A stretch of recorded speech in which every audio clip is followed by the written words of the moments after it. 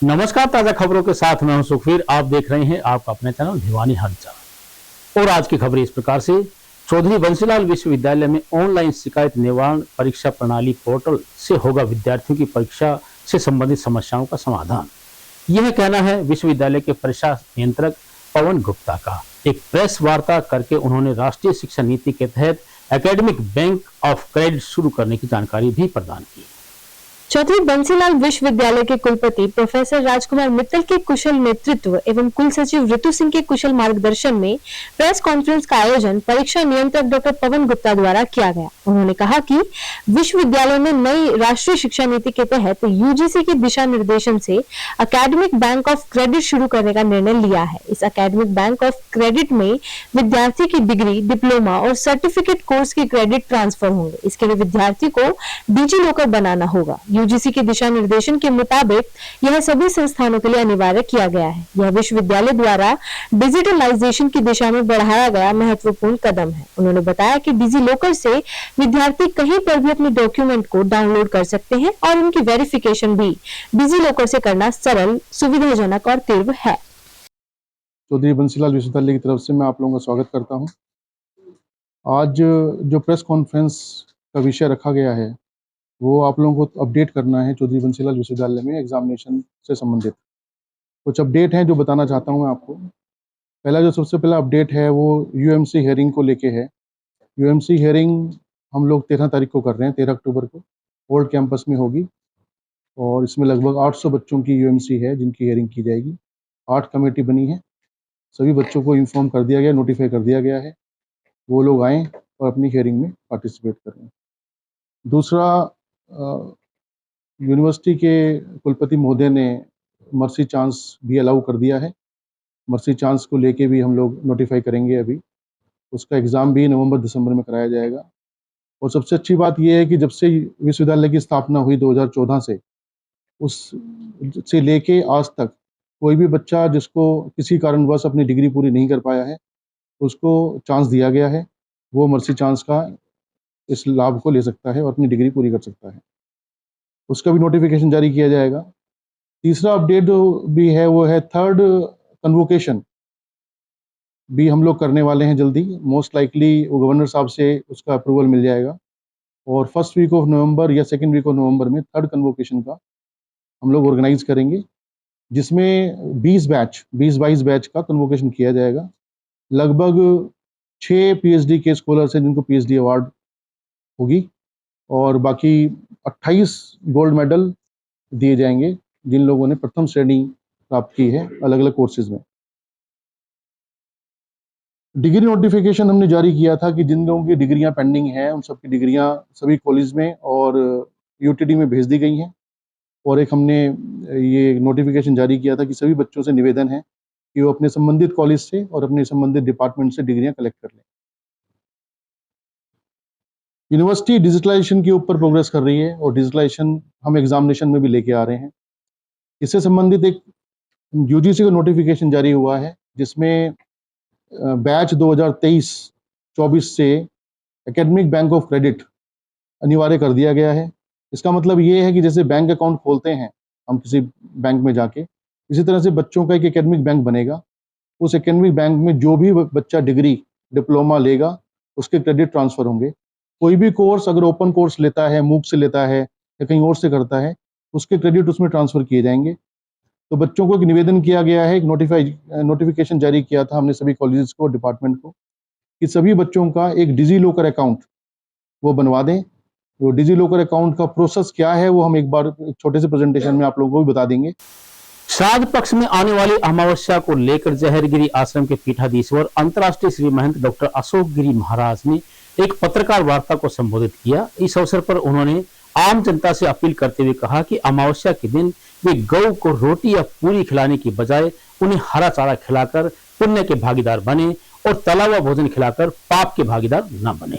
सोमवार को स्थानीय जहरगिरी आश्रम में आश्रम के पीठाधीश्वर अंतर्राष्ट्रीय श्री महंत जूना अखाड़ा डॉक्टर अशोक गिरी महाराज द्वारा प्रेस वार्ता का आयोजन किया गया। इस अवसर पर पत्रकारों को संबोधित करते हुए डॉक्टर अशोक गिरी जी महाराज ने नागरिकों से आह्वान किया कि वे अमावस्या के दिन रोड पर खड़ी गाय को रोटी की बजाय हरा चारा दें, ताकि पितरों को खुश करने के लिए आपका दिया हुआ गोग्रास गाय की मौत का कारण न बने। श्री महंत ने कहा कि गाय को कच्चा या पका हुआ अनाज, फिर चाहे रोटियां ही क्यों न हो, ज्यादा से ज्यादा सिर्फ 2 किलो ही पच सकती है।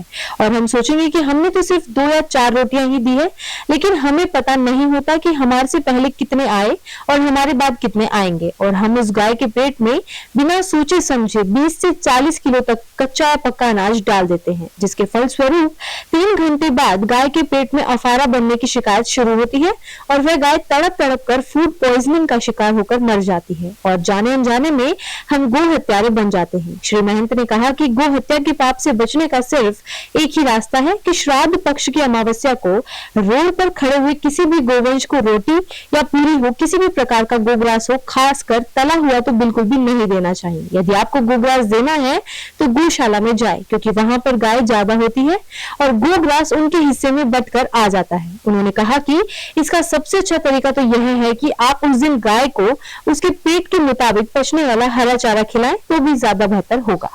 और इस अमावस्या पर हर वर्ष हम किसी न किसी रूप में ज्ञात और अज्ञात, ये तो साक्षात आंखों के द्वारा पाप कमा रहे हैं। सोचते हैं कि हम अपने पितरों को तर्पण देंगे, अन्नदान देंगे, ब्राह्मणों को भिक्षादान देंगे, कई तरह की कल्पनाएं करते हैं कि कहा गया कि गौवश विश्व मातरम, कि गौ में पूरे विश्व के देवता संसार के वास करते हैं। और ये है भी, इसमें गाय में 33 कोटि यानी 33 तरह के 12 आदित्य, 8 वसु, 11 रुद्र और 2 अभिजित्य, तो इस प्रकार 33 कोटि है। हम किसी न किसी स्वरूप में गां को मां मानते हैं और सेवा करते हैं। और अब श्राद्ध पक्ष में के साथ चलेगा, वो श्राद्ध करेगा।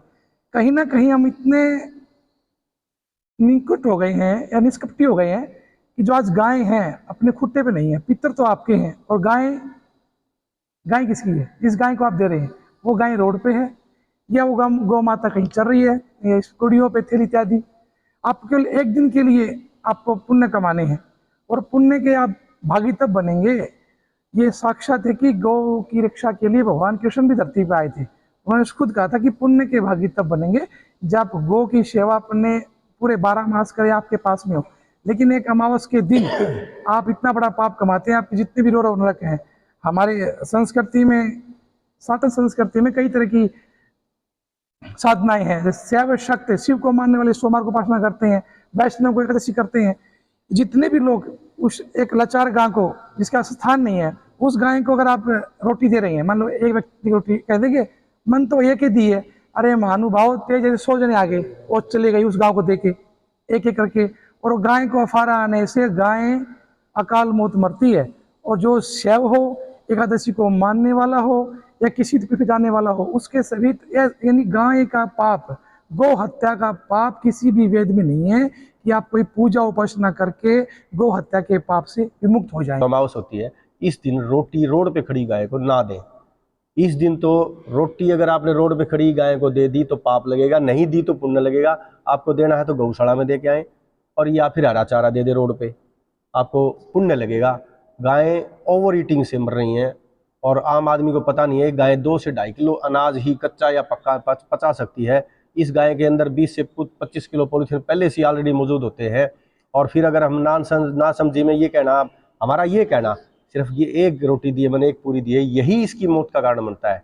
क्योंकि उसके अंदर 25 किलो पॉलीथीन पहले है, 40 किलो पॉलीथीन पहले है, और उसके अंदर आपने 10 से 15 किलो एक करके एक पूरी एक रोटी भी दे दी, तो घर में अगर आस पड़ोस में 150-200 घर हुए तो वो 10-15 किलो पॉलीथीन चला, उसके अंदर अनाज चला जाएगा कच्चा पक्का, और वो पॉलीथीन के अंदर मिक्स होके कभी भी पच नहीं पाता। वो उसके अंदर अफारा आएगा, अफारा आके वो गैस के साथ गाय मर जाएगी तड़प तड़प के। पता इसलिए नहीं लगता। अगर मेरे घर आगे गाय अगर ये खाई है किसी ने 10-15 किलो, महाराज जी के जो कहना था, वो गाय आगे जाके आधा किलोमीटर 1 किलोमीटर जाके मरती है। मंगलवार 10 अक्टूबर से बिचला बाजार स्थित बिजली घर गेट के निकट बजाज क्लोथिंग के द्वारा फेस्टिवल धमाके की शुरुआत की जा रही है। ग्राहकों द्वारा इस अवसर पर fancy lady suit, kurti, pant shirt, safari suit व कुर्ता पजामा इत्यादि खरीदने पर आकर्षक इनामी कूपन भी दिए जाएंगे। भिवानी के स्थानीय बिचला बाजार नजदीक बिजली घर गेट पर स्थित बजाज क्लोथिंग द्वारा अपने उपभोक्ताओं को आने वाले त्योहारों के उपलक्ष्य में विशेष रियायतें दी जा रही हैं। आपको बता दें कि बजाज क्लोथिंग अपने उपभोक्ताओं के लिए फेस्टिवल धमाका लेकर आए हैं, जिसमें fancy ladies suit, kurti, pant, shirt, safari, kurta pyjama की खरीद पर विशेष छूट का प्रावधान है। वहीं बजाज क्लोथिंग के ऑनर ने जानकारी देते हुए बताया कि दुकान में 10 अक्टूबर 2023 से 2000 रुपए की खरीद पर उपभोक्ताओं को एक कूपन प्रदान किया जाएगा, जिसके जरिए उपभोक्ता American tourist bag, cotton bedsheet और 50 ग्राम चांदी के सिक्के प्राप्त कर सकते हैं। साथ ही उन्होंने कूपन में प्राप्त गिफ्ट की मात्रा भी बताई, जिसमें 61 American tourist bag, 30 piece bedsheet और 10 चांदी के सिक्के शामिल है। बजाज क्लोथिंग पे शुरू होने जा रहे 10 अक्टूबर से फेस्टिव धमाका, जिसमें आपको मिलेंगे 2000 की खरीद पे एक कूपन, जिसमें है 101 आकर्षक इनाम, जिसमें 10 चांदी के सिक्के हैं 50 ग्राम के, 30 बेडशीट है रेमंड की डबल बेड और 61 बैकपैक है अमेरिकन टूरिस्टर के। हमारे यहाँ फैंसी सूट, फैंसी कुर्तियाँ, कुर्ता पजामा, पैंट शर्ट इत्यादि का कपड़ा मिलता है, तो जल्दी आइए और इस ऑफर का लाभ उठाइए। बुआनीखेड़ा और जीताखेड़ी रेलवे स्टेशन के बीच ट्रेन की चपेट में आने के कारण एक अज्ञात व्यक्ति की मौत होने का मामला सामने आया है। इस बारे में मामले के जांच अधिकारी फतेह सिंह ने बताया कि ट्रेन दुर्घटना में शिकार व्यक्ति की पहचान अभी तक नहीं हो पाई है, जिसे पोस्टमार्टम के बाद शिनाख्त के लिए शव गृह में रखवा दिया गया है। प्राप्त जानकारी के अनुसार जांच अधिकारी फतेह सिंह ने बताया कि उन्हें सूचना प्राप्त हुई थी कि बवानीखेड़ा और जीताखेड़ी स्टेशन के बीच में ट्रेन की चपेट में आने से एक व्यक्ति की मौत हो गई है। सूचना पर पुलिस की टीम मौके पर पहुंची। आपको बता दें कि अभी तक मृतक की पहचान नहीं हो पाई है। इस मामले में उन्होंने आमजन से अपील की है कि जिस भी नागरिक को इस व्यक्ति की पहचान हो तो वह रेलवे पुलिस भिवानी से संपर्क कर सकते हैं। पुलिस ने शव को पोस्टमार्टम के बाद पहचान के लिए 72 घंटे के लिए चौधरी बंसीलाल सामान्य अस्पताल में रखवा दिया है। किलोमीटर नंबर 108 के 13 और 14 मध्य बुआनीखेड़ा जीताखेड़ी के बीच एक अननोन आदमी की रेलगाड़ी द्वारा आगे आकर मृत्यु हो चुकी है, जिसकी कार्रवाई के लिए मैं वहां मौके पर अपने स्टाफ सहित मौके पर पहुंचा। रात्रि को उसकी कार्रवाई की। रात्रि को वहां से उठाकर उसका वजह मौत जानने के लिए पोस्टमार्टम के लिए जीएच भिवानी शव गृह रखवाया गया था, ब्रोक डेड चेक करवा के। और इंतजार है जी वारसानों की, अगर कोई कहीं शनाख्त हो जाए, पहचान हो जाए तो इसकी सुबह होने पर उसका पोस्टमार्टम करवाया जाएगा। जो मृतक है उसका कोई पहचान नहीं उसकी है, न कोई शनाख्त हो उसका, अननोन है अभी तक। और गले में टी शर्ट हरी और कमर में सफेद पजामी कटी फटी और नीचे नीली धारीदार कच्छा है जी। और चप्पल पैरों में है नहीं, कटी फटी टुकड़े हुए पड़े हुए चप्पलों के। उम्र कितनी? उम्र करीब हमारे सामने तो होगी जी, करीब 40-42 साल। सोमवार को हालवास गेट पर स्थित लिटिल हार्ट्स पब्लिक स्कूल में श्री अग्रवाल सभा व little hearts group of schools के द्वारा पेंटिंग, रंगोली, भाषण व नाटक प्रतियोगिताओं का आयोजन करवाया गया। इस अवसर पर हरियाणा विद्यालय शिक्षा बोर्ड सचिव ने बतौर मुख्य अतिथि शिरकत करके स्कूल चेयरमैन टीसी गोयल की अध्यक्षता में विजयी बच्चों को पुरस्कार वितरित किए।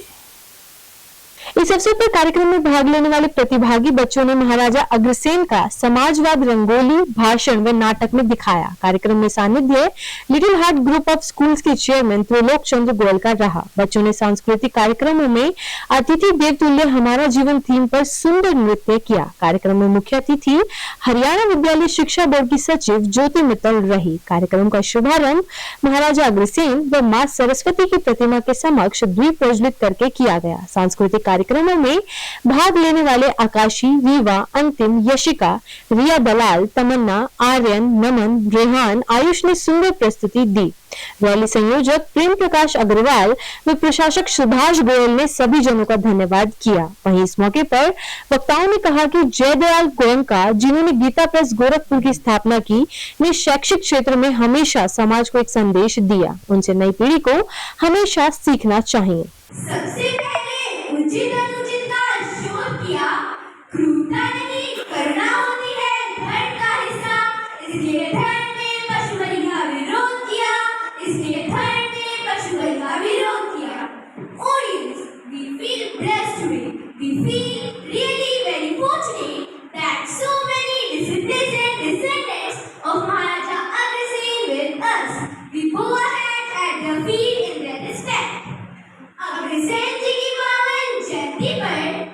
भगत सिंह जी की पावन जयंती पर ये अग्रवाल जन यहाँ जो आए हैं। सरस्वती हम पर हो सवार, मात पिता की वंदना करते बारंबार, गुरुजन दर्शक अतिथिगण नमन करो सीधा। महाराजगढ़ जयंती श्री अग्रवाल सभा रजिस्टर्ड द्वारा 1 अक्टूबर से 15 अक्टूबर तक पूरे समाज में, पूरे शहर में बड़ी धूमधाम से मनाई जा रही है। आज उसी कड़ी में हमारे विद्यालय little heart public school Halwas gate Bhiwani के प्रांगण में एक रंगोली और निबंध लेखन प्रतियोगिता का आयोजन किया गया है। आज के आयोजन का जो मुख्य अतिथि है वो सुश्री ज्योति मित्तल जी, जो सचिव हैं हरियाणा शिक्षा बोर्ड की, वो रहेंगे। श्री त्रिलोकचंद जी गोयल विद्यालय के चेयरमैन के सानिध्य में आज का कार्यक्रम रहेगा। इस जयंती के संयोजक श्री प्रेम प्रकाश जी विशिष्ट अतिथि के रूप में रहेंगे और बाकी काफ़ी विशिष्ट अतिथिगण जैसे हमारे यहाँ आज शामिल होंगे। श्री अमित जी डालमिया, श्री डी.के. गोयल, श्री संजय जी गोयल, श्री विनोद जी जिंदल। तो मेरा कहने का एक ही अभिप्राय है कि इन सारे समाज को एकत्रित करने का जो बीड़ा हमारे अग्रवंशियों ने उठा रखा है, क्योंकि हमारे महाराज अग्रसेन जी की एक सोच थी कि जो समाज को एकत्रित करके एक समाजवाद की स्थापना करके चला जाए तो उससे देश उन्नति दिन प्रतिदिन करेगा। उन्होंने कभी भी इस बात को ध्यान नहीं किया कि हमें केवल एग्रीकल्चर पर ध्यान देना है। उन्होंने हमेशा इस बात पर ध्यान दिया कि एग्रीकल्चर के साथ साथ व्यापार पर, स्कूल कॉलेजेस पर, इंडस्ट्रीज पर पूरा फोकस रखना है ताकि समाज को सारी चीज़ें मिलें। आज हमारे समाज में अग्रवंशियों का 1% भाग होने के बावजूद भी इंडस्ट्रीज में, व्यापार में, प्रोफेशंस में, स्कूल कॉलेजेस में, धार्मिक स्थलों में 25% से भी ज़्यादा भागीदारी हमारे अग्रवाल समाज की है। उसका कारण एक ही है कि उस टाइम की जो सोच हमारे महाराजा अग्रसेन जी की थी कि समाजवाद, एक ईंट और 1 रुपये के कारण एक समाज ऐसा एकत्रित हुआ कि जिसमें समानता की भावना रहे, तो उसकी कारण ही आज तक ये प्रथा चली आ रही है। भिवानी जिले के गांव बड़सी का किसान उस समय हादसे का शिकार हो गया जब वह अपने खेत में ट्यूबवेल की मोटर को बंद कर रहा था। सूचना के अनुसार महावीर की करंट लगने से मौत की सूचना पर पुलिस ने मौके पर पहुंचकर शव को अपने कब्जे में लिया और पोस्टमार्टम करवाकर शव को परिजनों के हवाले कर दिया। प्राप्त जानकारी के अनुसार पुलिस की टीम को सूचना प्राप्त हुई थी कि गांव बड़सी में महावीर पुत्र राजमल गांव बड़ी निवासी ने गांव बड़सी में खेत ले रखे थे और जब रात के समय महावीर खेत में पानी लगा रहा था तब पानी लगाने के बाद ट्यूबवेल को बंद करते समय महावीर को बिजली का झटका लगा जिससे उसकी मौके पर ही मौत हो गई। इस मामले में पुलिस ने परिजनों के बयान के आधार पर 174 सीआरपीसी की धारा के तहत मामला दर्ज कर शव को पोस्टमार्टम करवाकर शव को परिजनों के हवाले कर दिया है। महावीर सुनव राजमल गांव गढ़ी तहसील बांस जिला हिसार का किसान था, जिन्हें आदन में वो विलेज बड़सी के अंदर जमीन ली हुई थी। रात को 12 बजे पड़ोसी का खेत का ट्यूबवेल चला के अपने खेत में सिंचाई कर रहा था। जब यो पड़ोसी के खेत में जो मोटर ट्यूबवेल थी उसको बंद करने के लिए गया तो इसको पाइप से करंट लग गया और ये मौके पर एक्सपायर हो गया। इसके अभिभावक मौके पर आगे थे, 112 आ चुकी थी। अभी तक ऐसी कोई वो नहीं है, दहशत जिससे ये कहा कि इसको मारे हैं। आगामी कार्रवाई बाद पोस्टमार्टम में आ जाएगी, जैसी भी सूरत होगी वैसे देखेंगे। एक शिकायत के आधार पर भ्रष्टाचार निरोधक ब्यूरो द्वारा कार्रवाई करके एक सब इंस्पेक्टर को रिश्वत लेते हुए रंगे हाथों गिरफ्तार करके बड़ी कामयाबी हासिल की गई है। इस बारे में इंस्पेक्टर विजय कुमार ने बताया कि गिरफ्तार किए गए कर्मचारी से 15,000 रुपए नकद बरामद किए गए हैं। प्राप्त जानकारी के अनुसार एंटी करप्शन ब्यूरो के इंस्पेक्टर विजय कुमार को सूचना प्राप्त हुई थी कि भिवानी सदर थाना पुलिस में एक पुलिस सब इंस्पेक्टर धाराएं हटवाने के नाम पर गांव सीसर निवासी धर्मवीर से 15,000 रुपए की रिश्वत मांग रहा है। सूचना पर एसीबी की टीम ने चौधरी बंसीलाल सामान्य अस्पताल में 15,000 रुपए की रिश्वत लेते हुए सब इंस्पेक्टर को गिरफ्तार कर लिया है। इस मामले में इंस्पेक्टर विजय कुमार ने बताया कि टीम के द्वारा आगामी कार्रवाई की जा रही है और उन्होंने आम नागरिकों से अपील की है कि कोई भी अगर रिश्वत मांगता है तो वह इसकी सूचना एंटी करप्शन ब्यूरो के नंबर पर दे सकते हैं। किसी भी रिश्वतखोर और भ्रष्टाचारियों को बख्शा नहीं जाएगा। एसीबी भिवानी से हूँ और आज एक 15,000 रुपये की डिमांड की रिश्वत के बारे में सूचना प्राप्त हुई थी, जो सदर थाना भिवानी से एक सब इंस्पेक्टर राजेंद्र सिंह है, उनकी ओर से डिमांड की गई थी, जो रेड की गई और कोर्ट रेड हैंडेड एक्यूज को किया गया। क्या मामला? मामला ये था कि जो कंप्लेनेंट था धर्मवीर सिंह, उसके भाई सुधीर को गिरफ्तार कर लिया था पुलिस ने, लोकल पुलिस ने, और उसकी धारा कम करने के लिए 15,000 रुपये रिश्वत की मांग की गई थी। किस मामले में गिरफ्तार है सर? ये 376 का मामला है। कहाँ से गिरफ्तार किया गया आरोपी को? इनको गिरफ्तार तो सामान्य अस्पताल, ये तो पता नहीं हमें कि कहाँ से दूसरे एक्यूज को गिरफ्तार किया गया, लेकिन हमने हमारे एक्यूज को सिविल हॉस्पिटल से गिरफ्तार किया भिवानी से। अभी क्या कार्रवाई की जा रही है सर? अभी इसको कागजी कार्रवाई पूरी करेंगे, फिर बाद मेडिकल कोर्ट में पेश किया जाएगा। 15,000 रुपये जी, 500 के नोट थे। तो आप हमें तुरंत सूचना दीजिए, हमारे टोल फ्री नंबर भी है और हमारे भी पर्सनल नंबर जो है गवर्नमेंट द्वारा ऑनलाइन हमारे कर रखे, और वहाँ से आप लें किसी भी टाइम में, हर चौकी थाने में जहाँ भी आप जाएं, कोई भी गवर्नमेंट ऐसे लगता है कि भाई अधिकारी कार्यालय है, उनके बाहर भी हमारे कॉन्टैक्ट नंबर लिखे हुए हैं, और 1064 जो हमारा टोल फ्री नंबर है उस पर भी कॉल करके सूचना दे सकते हैं हम तुरंत। ठेका प्रथा से हटाकर हरियाणा कौशल रोजगार निगम में शामिल करने की मांग करते हुए प्रदेश भर के करीब 2200 मीटर रीडर्स ने सरकार पर उनकी अनदेखी व शोषण करने के आरोप लगाए हैं। वहीं इन कर्मचारियों ने हरियाणा कौशल रोजगार निगम में शामिल करने को लेकर सांसद चौधरी धर्मवीर सिंह व विधायक घनश्याम सर्राफ को ज्ञापन सौंपे। हरियाणा कौशल रोजगार निगम में शामिल किए जाने की मांग को लेकर उत्तर हरियाणा बिजली वितरण निगम व दक्षिण हरियाणा बिजली वितरण निगम के तहत कार्यरत मीटर रीडर भिवानी में एकत्रित हुए और विधायक घनश्याम सर्राफ व भिवानी महेंद्रगढ़ के सांसद धर्मवीर सिंह के माध्यम से मुख्यमंत्री के नाम मांग पत्र सौंपकर मीटर रीडर को हरियाणा कौशल रोजगार निगम के तहत लिए जाने की मांग की।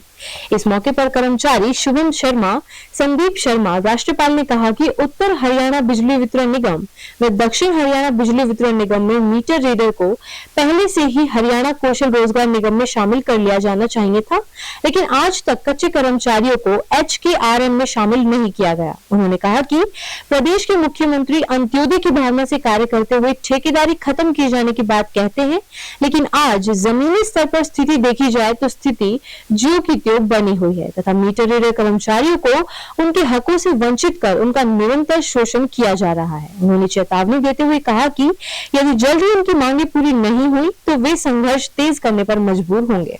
शर्मा है, आज पूरे हरियाणा के जो है मीटर रीडर भाई भिवानी बड़ चौक पर इकट्ठा हुए हैं, जिन्होंने ज्ञापन सांसद साहब को और हमारे MP MLA साहब को दिया है कि हमें कौशल रोजगार निगम के तहत लिया जाए।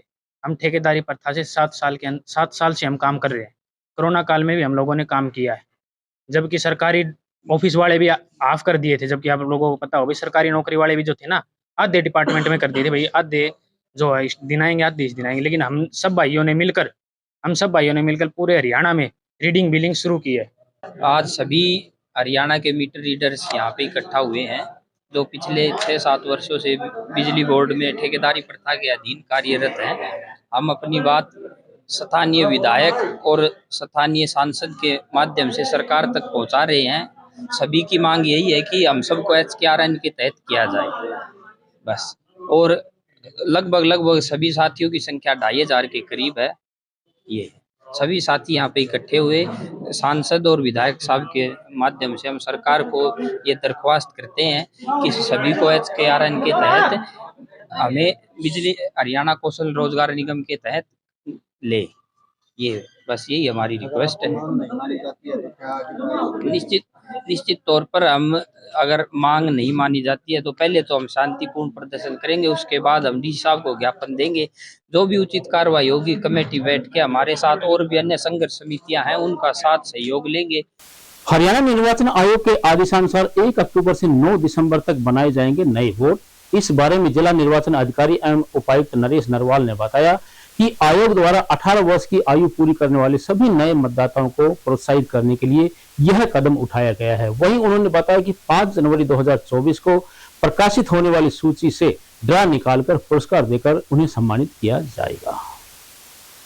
जिला निर्वाचन अधिकारी श्री नरवाल ने कहा कि जिनका जन्म 2 जनवरी 2004 से 1 जनवरी 2006 के बीच हुआ है और उन्होंने अपना वोट नहीं बनवाया है, वे वोटर हेल्पलाइन पर ऑनलाइन फॉर्म 6 भरकर मतदाता बन सकते हैं। इसके साथ ही आकर्षक इनाम भी पा सकते हैं। उन्होंने बताया कि जिनकी आयु जनवरी, अप्रैल, जुलाई व अक्टूबर में 18 वर्ष हो जाती है, निर्वाचन आयोग द्वारा उन्हें नए वोट बनवाने का अवसर प्रदान किया जा रहा है। उन्होंने बताया कि जिनकी आयु 18 वर्ष हो गई है और अपना वोट बनवाने के लिए पात्र हैं, उन्हें वोट बनवाने के लिए स्थायी आवास का पता, जन्म तिथि तथा पासपोर्ट साइज का फोटो सहित तीनों की फोटो प्रतियां फॉर्म 6 के साथ लगानी होगी। उन्होंने बताया कि ऑनलाइन मतदाता सेवा पोर्टल के माध्यम से तथा ऑफलाइन BLO के माध्यम से वोट बना सकते हैं। इस प्रकार मतदाताओं के लिए आयोग द्वारा दोनों तरह सेवाएं उपलब्ध करवाई जा रही हैं। उन्होंने कहा कि यदि वोट बनवाने के लिए किसी भी तरह की दिक्कतें आती हैं तो वे वोटर हेल्पलाइन नंबर 1950 तथा वोटर हेल्पलाइन ऐप पर अपनी शिकायत दर्ज करवा सकते हैं। सहायक निर्वाचक तहसीलदार के रूप में जब मैं वैसे डेजिग्नेशन मैनेजर कानूनगो है, कानूनगो इलेक्शन, लेकिन मैं यहाँ कार्यवाहक निर्वाचन तहसीलदार के पद पर कार्यरत हूँ। हमारा भारत निर्वाचन आयोग के अनुसार पूरे भारत में मतदाता सूची का प्रारंभिक प्रकाशन वोट बनाने के बारे में कार्य चला हुआ है। मतदाता सूची का हमारे जो 1/1/2024 को तैयार की जाएगी, उसका ड्राफ्ट पब्लिकेशन 27/10/2023 को किया जाएगा। इसमें भारत निर्वाचन आयोग के अनुसार जो ऐसे व्यक्ति जिनकी उम्र 1/1/2018 साल को 1/1/2023 को 18 साल की उम्र हो जाती है, वो व्यक्ति अपना वोट बनवा सकते हैं। जिला भिवानी के अंदर हमने मतदाता सूची को अपडेट करने के लिए 4 विधानसभा निर्वाचन क्षेत्रों में 957 हमने उनको चेकिंग करने के लिए हम सुपरवाइजर लगा रखे हैं। वो हर मतदान केंद्र जो कि भारत के अनुसार निर्वाचन आयोग के अनुसार 27/10 से 9/12 तक हमारा मतदाता सूची का कार्यक्रम चलेगा। उसमें हमारे निरीक्षण करेंगे, पहचान पत्र के लिए वोट बनवाए जाएंगे और मतदाता सूची को अपडेट करने के लिए फॉर्म 6 और नंबर 8 लिया जाएगा। इसमें हमने मतदाताओं की सुविधा के लिए पूरे डिस्ट्रिक्ट के अंदर जो हमारे 957 मतदान केंद्र हैं, उसमें हम स्पेशल कैंप भी लगाएंगे।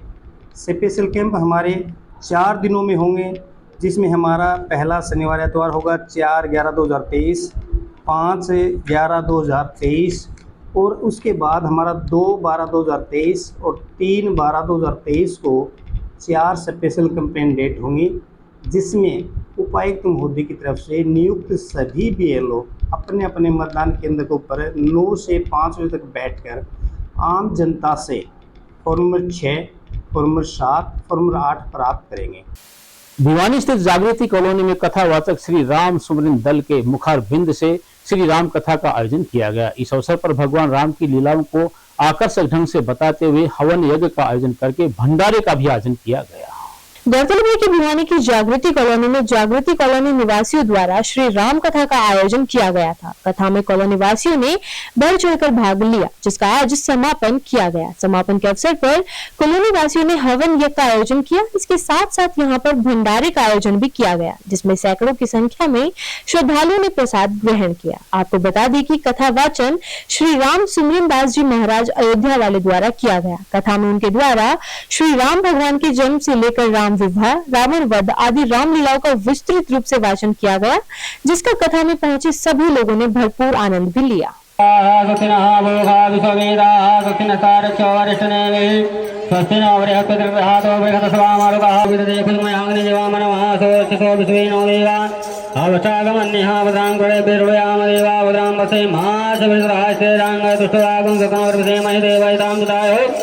हम सुमरन दास नाम है, श्री अयोध्या धाम से पधारे हुए हैं और समाज के कल्याण के लिए भगवान की कथा यहाँ पर प्रारंभ हुई थी और आज श्री राम कथा का विश्राम दिवस है।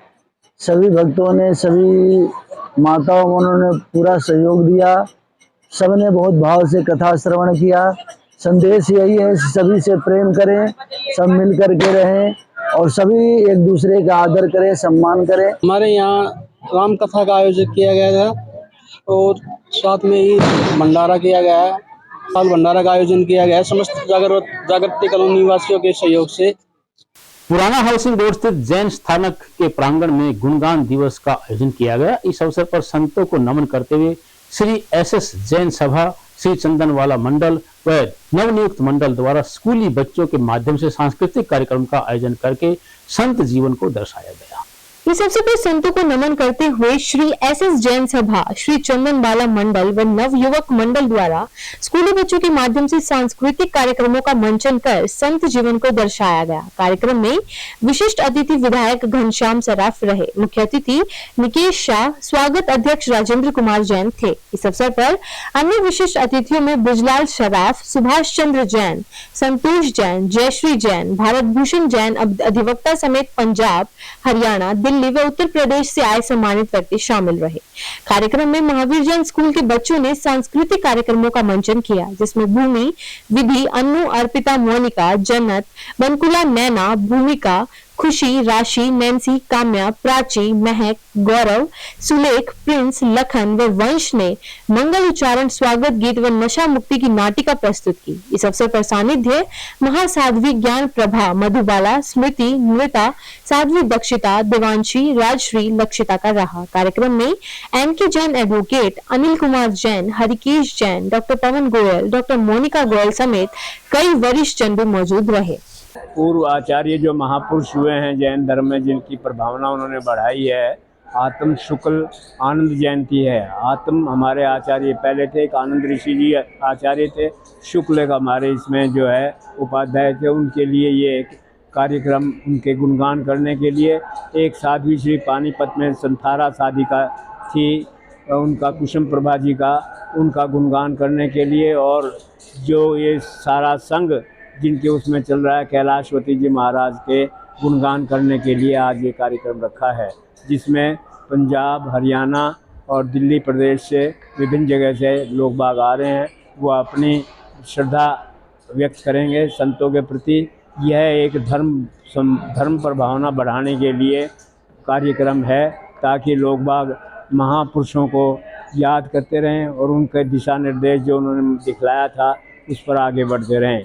इसके अंदर जो है विभिन्न प्रकार के कार्यक्रम साध्वी श्री अपने प्रवचन देंगी, उन महापुरुषों के जीवन के बारे में बतलाएंगी, किस तरह से वो एक कॉमन आदमी से बढ़ कर के महापुरुष बने और उन्होंने अपने विचार किस तरह से लोगों को ये प्रभावना दी कि वो आगे बढ़ें और जैन धर्म की पालना करके। चाहता हूँ कि अग्रवाल सभा की सौजन्य से अग्रसेन जयंती 1 अक्टूबर से 15 अक्टूबर तक जो मनाई जा रही है, उसमें आज 9 अक्टूबर को लिटिल हट में बहुत ही अच्छा प्रोग्राम होने जा रहा है।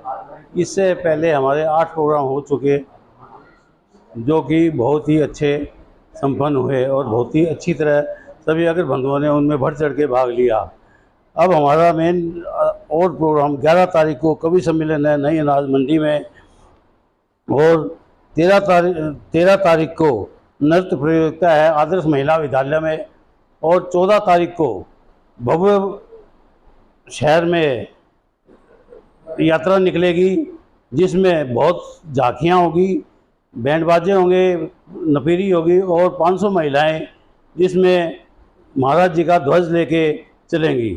आज की खबरों में बस इतना ही। अब मुझे दीजिए इजाजत। देखते रहिए आपका अपना चैनल भिवानी हलचल।